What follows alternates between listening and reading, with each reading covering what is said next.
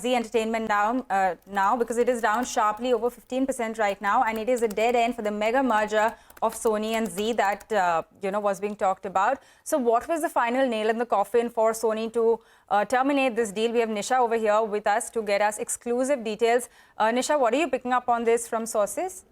Thanks for that, Pavitra. Of course, I've spoken to several sources and deal makers who have been directly involved in this particular transaction for the last 2 years. So what has been the final nail in the coffin for this deal and a complete breakdown of the deal?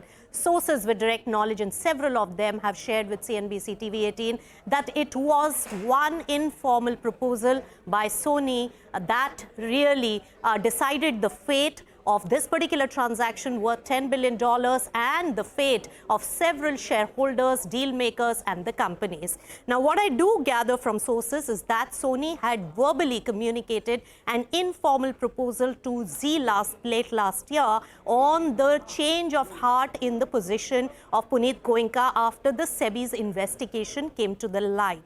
On that particular front, it is also said that the informal proposal by Sony asked for Punit Goenka's removal and also rejected any request to change to wait till the SEBI investigations are over. And on the other hand, Zee gave informal two proposals back-to-back, which were rejected by Sony, which caused the breakdown of the complete transaction. The two proposals are, first one, to implement the merger in its original form with Punit Goenka at the helm, and then jointly search for an independent CEO who can lead the merged entity from there on.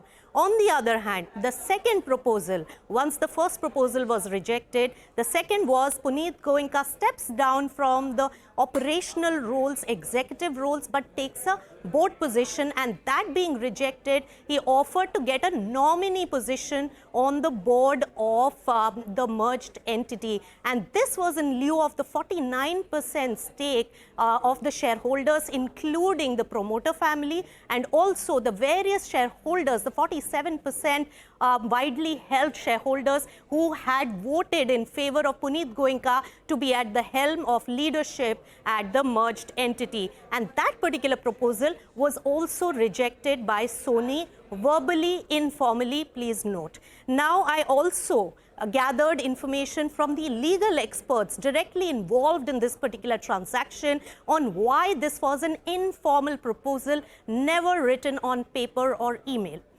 So the sources tell us that informal proposal by Sony was to avoid opening any renegotiation of the deal clauses. Renegotiation of deal would have entailed a compensation in lieu of these changes to the other merger partner.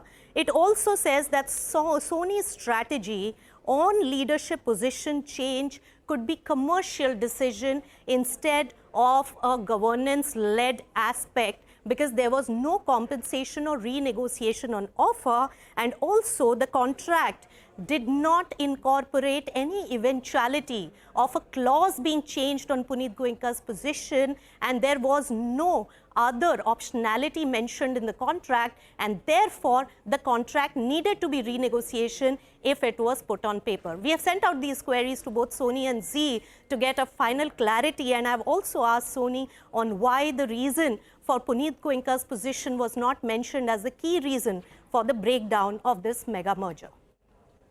Thank you, Nisha, for that. And